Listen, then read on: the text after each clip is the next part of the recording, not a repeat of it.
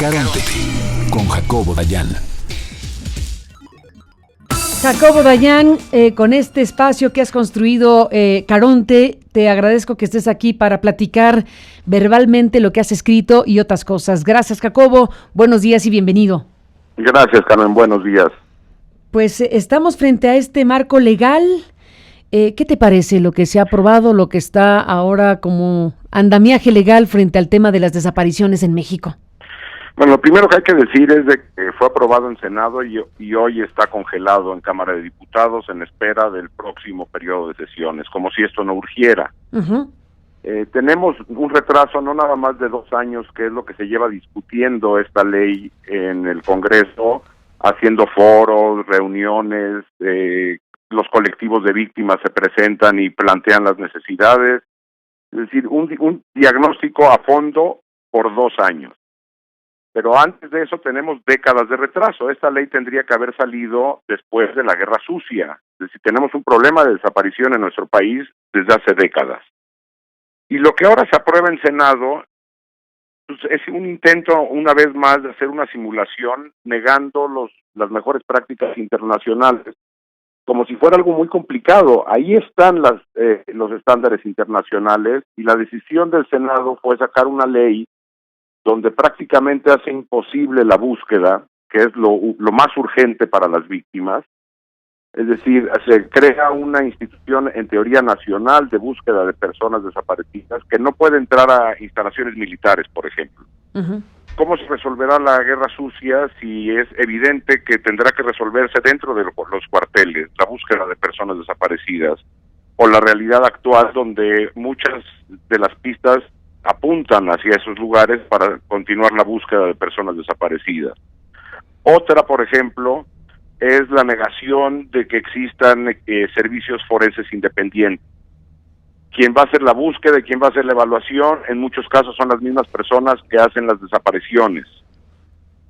¿Con qué autoridad o con qué certeza podemos pensar que se van a hacer búsquedas e identificaciones reales cuando quienes desaparecen forman parte de los equipos de búsqueda e identificación? Es ridículo.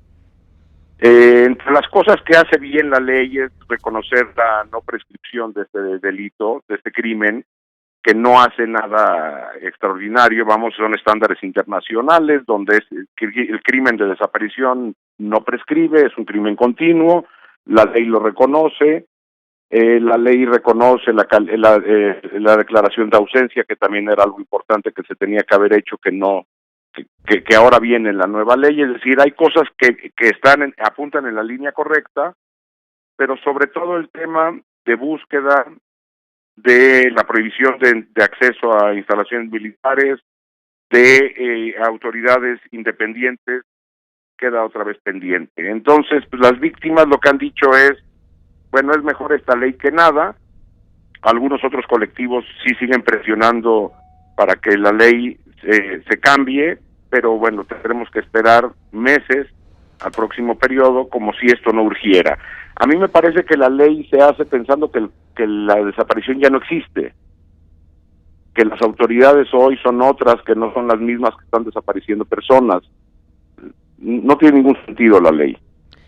Es tremendo lo que nos dices, Jacobo Dayan, porque bueno, primero ya simplemente imaginar que es hasta ahora que se tiene una ley y una vez que se tiene esta ley, se congela en una de las cámaras y la que se aprueba tiene todas estas deficiencias y no atiende las prácticas internacionales ni de mucho que el mundo ha aprendido respecto al tema de las desapariciones y cosas tan obvias como poner por delante y como prioritario el tema de la búsqueda. ¿No te da la idea, qué horror, Jacobo Dayan, que en el fondo no quieren encontrar a las víctimas, que en el fondo no quieren asumir la responsabilidad del Estado de este problema?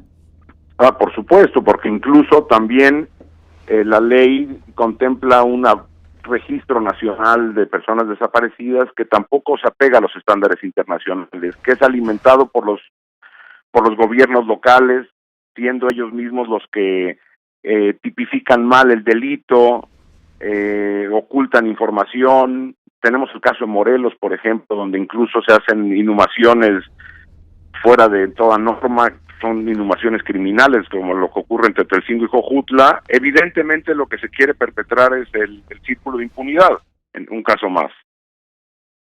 El círculo de impunidad, un caso más. Ahora, está este jaleo también sobre a quién le toca, ¿no? A quién le toca responsabilizarse del tema de las desapariciones forzadas, de las desapariciones con participación de particulares, a la federación, a los estados, a los municipios. Jacobo Dayan, también estamos entrampados en ello.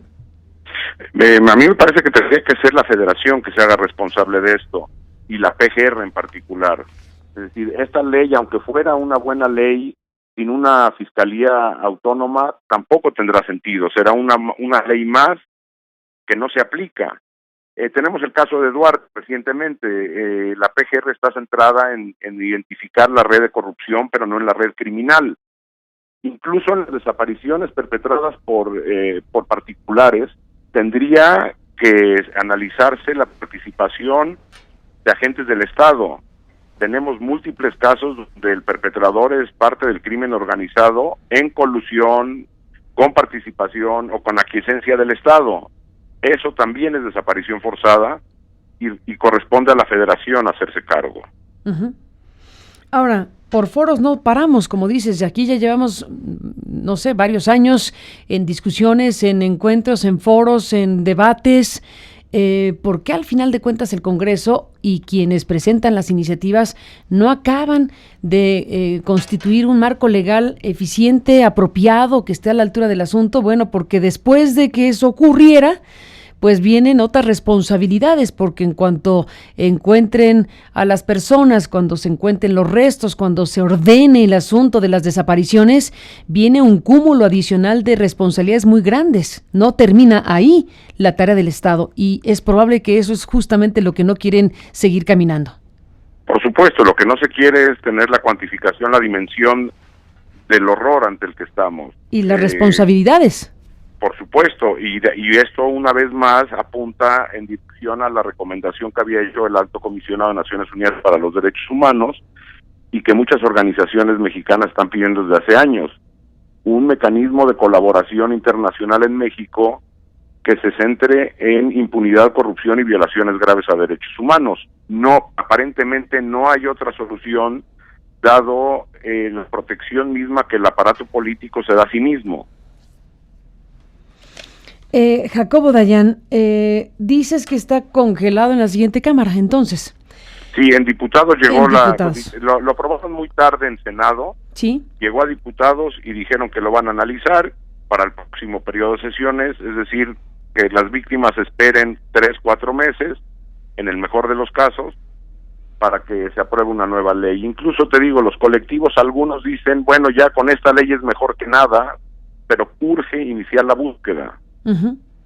Y no se inicia. Tenemos el caso, por ejemplo, de Veracruz, donde están las fosas encontradas por los colectivos de víctimas y la Fiscalía del Estado diciendo que no tiene recursos para hacer la identificación. Tenemos el caso de Morelos, donde la misma Fiscalía del Estado quien realiza las fosas sin carpetas de investigación. Los casos de Coahuila, de Tamaulipas, de Guerrero, bueno, prácticamente como había dicho ya bien Javier Sicilia en aquellos encuentros en el Castillo de Chapultepec, el país es un camposanto, es una fosa clandestina. Un camposanto, sin la menor duda. Y bueno, pues, Jacobo Dayan, estemos en contacto, si te parece. Muy importante escucharte. Y bueno, pues invitamos a quienes están siguiendo esta señal y transmisión en vivo con la charla contigo, que lean el texto que escribiste, que has llamado Los desaparecidos no son prioridad para el legislativo, esta aportación que haces generosamente a nuestro espacio de noticias en el portal Aristegui Noticias. Y bueno, pues ahí está buena parte de lo que nos estás diciendo y otros elementos de reflexión y de revisión de este tema tan importante, donde, como lo mencionas claramente, pues aquí tenemos algo ya sumamente diagnosticado, que es un un fenómeno muy ensanchado en la República Mexicana, que es un tema de urgencia total y que esta postergación, esta deficiencia para construir el marco legislativo necesario, pues se deja muy mal parado al orden político de nuestro país. Así que te agradezco que lo compartas y que sumemos voces para hablar de un tema tan importante como este. Jacobo Dayan, gracias por estar aquí esta mañana. Gracias a ustedes, hasta luego. Gracias a Jacobo Dayan, especialista